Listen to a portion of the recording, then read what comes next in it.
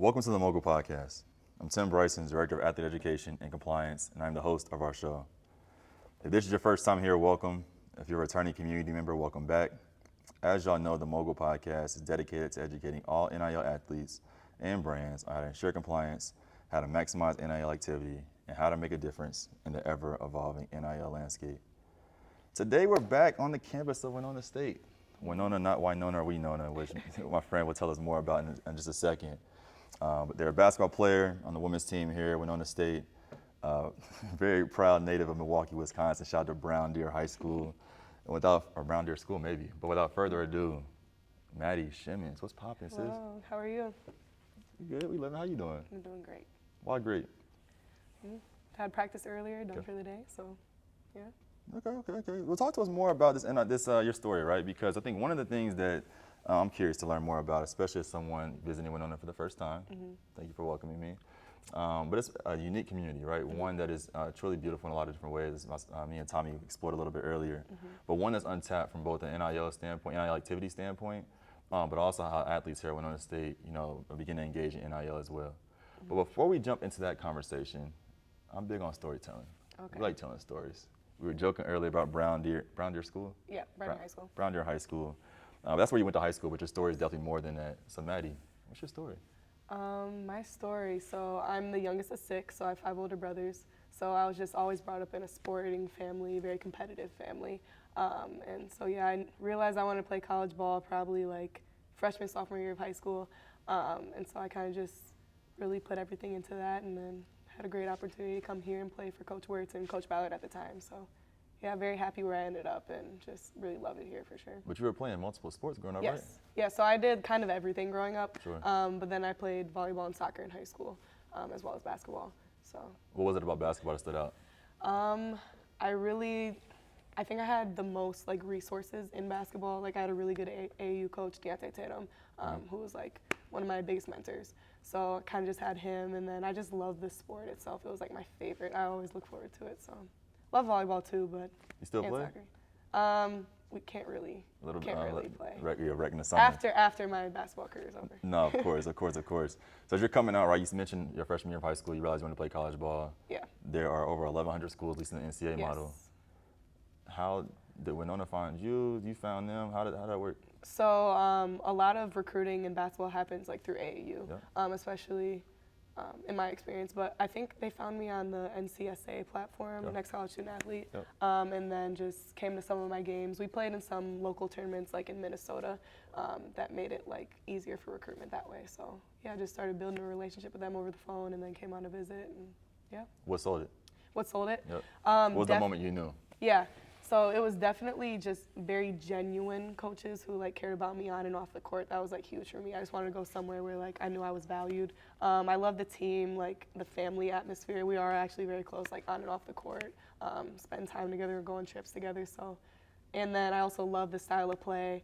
I like to play fast, be creative within half court and full court. It's beautiful here. Yeah, it is. Decent size. Student body, I don't know what it is at now, but probably 8,000, something like that. So it was really just perfect for me. It was a great opportunity and close enough to home. It's only 3.5 from Milwaukee. So that's not bad at all. 3.5 is not bad at all. I went 10.5 hours away from home. What sport? Track. Ran track for a year. Very cool. Cincinnati to Myrtle Beach. I told the story earlier, but being 18 years old in Myrtle Beach in college. Yeah. Yeah. It's a lot. I transferred. I had to go. I had to go. What are you studying here? So I'm getting my undergrad in business admin, and then I'm going to get my master's in sports management. So I graduated in COVID, so we got a 5th year. Yep. So it was really nice to know early in my career kind of the path that I can take schooling-wise. And what you thinking right now? College sport, pro sport, not sport? So currently my dream would be to be an NBA or WNBA sports agent. So, or maybe for people who play overseas. So maybe personally I would play overseas for a couple of years and then just kind of go that type of route. We got to talk more about this, man. There's some people I need to connect you with. Cool. As we're thinking about your story, right? One either life model or influential decision growing up, right? Outside of choosing basketball, of course, that has helped shape who you are, but also where you are today. Outside of sports? Yep.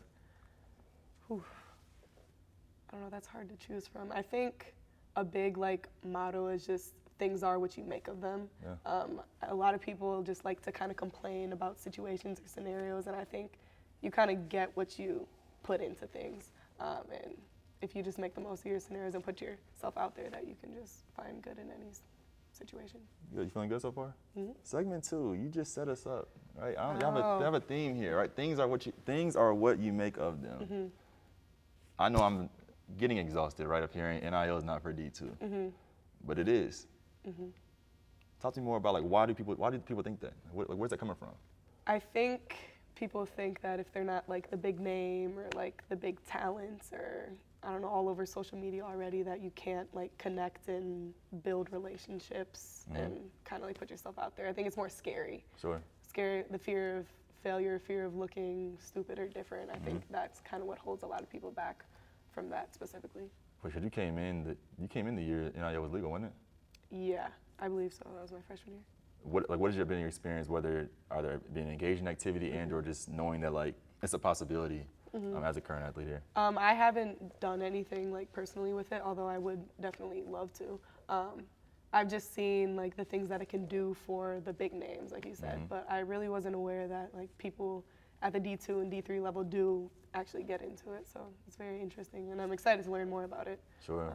Through you guys. What are some of the things you're excited about, like topic-wise and or? Topic-wise, I don't know. I'm open to a lot. I love just competing. I love obviously supporting women athletes. I love style of shoes. So I don't know, just whatever. Yeah, who's your plug? Yeah. Yo, shout out to your shoes. Show the camera, wherever the camera is at. Yeah, who your plug? Shout your plug out. There's some stores in Milwaukee. Oh, where? Yeah. You talked to them about a deal? No, I have You not. see what I'm saying? See, you're right. Entrepreneurial 101, yo. Before I gotta move on to something else, I have a question for you. Oh, brands you want to work with? Brands, I guess I haven't put a lot of thought into that. I'm open to anything and anyone, big or small. One I definitely would want to actually, Women Ball 2. I don't know if you've heard of it, but it's definitely a brand that I would be super excited to talk to. Why? I just love the motto, supporting women athletics and just creating support around it. I think it's very cool when you see like, especially male athletes support female athletes because they know the work that is put in. So I think it's just cool that it's like us too, like we can too, and just kind of, I don't know, preaching that to the people, I guess. For sure. Women Ball 2, right? Their leadership, they're watching this podcast right now. What are 3 things you want them to know about you as it relates to why you want to partner with them as an athlete? I'm a competitor in everything that I do. I'm genuine just with people and relationships and how I interact. And I just say I'm excited all the time just to do life. It's love, yo. Big basketball fan? You got another favorite sport? Another favorite sport? Yeah. Volleyball. Volleyball? Sure. Favorite sports moment? Favorite sports moment. Either one you competed in or one you witnessed, or heard about for that matter. Yeah, my favorite sports moment was probably AAU. So I played for Playground Elite throughout my career. And we always had like our playground tournaments at West South Central. And so like the whole city was there, all the teams. And we ended up going like to the championship and playing versus the other team in our grade level. And we ended up pulling out a win in overtime, I believe. So it was like really fun just because you know everyone in the crowd. It kind of brought a live atmosphere to AAU. So. Favorite athlete? Favorite athlete? Ooh, that's a hard one. I could go with Jordan Poole, Milwaukee native. Poole's from Milwaukee? Yeah. Is he really? Oh. And they have a lot. They have Kevon Looney. Yeah. Patrick Baldwin, Milwaukee. Yep. I'm trying to think. There might be one more, but I can't remember. I've never heard someone say Jordan Poole's their favorite player. Really? Yeah, you're first. Yep. Okay. His sister went here, actually. Poole's sister? Winona. Did he really? Did she really? Wow. Favorite, you're on Instagram, TikTok? Yeah, both. Favorite creator, favorite account? Favorite account? That is hard. I follow a lot of like athletes, so I guess I like watching Carson Rooney, is that her name? I like watching her content. Love a little bit of that too. I don't know if I necessarily have like a favorite though. Yeah, that's really hard. That's all love. Segment 3, your action items. So as we think about, NIL at the D2 level in particular, and thinking about how exploratory and really excited you are to continue to learn more about how you can not only monetize your NIL but also leverage it for other opportunities, whether career focused or not. What are 3 things you want in addition to Women Ball 2? You want people listening to this episode to remember about you? Remember about me. In relation to like my future like career. Future career, NIL, you as a human, you as a basketball athlete, you as a student. I'd say I'm confident in who I am and the things that like I do. I'd say I'm a leader. I'm a leader who likes to build relationships. I think it's super important that you have unique relationships with the people that you're working with and understand what they need from you and what you can do for them to find success. And I'd say that to those 2. And I'd say I'm just kind.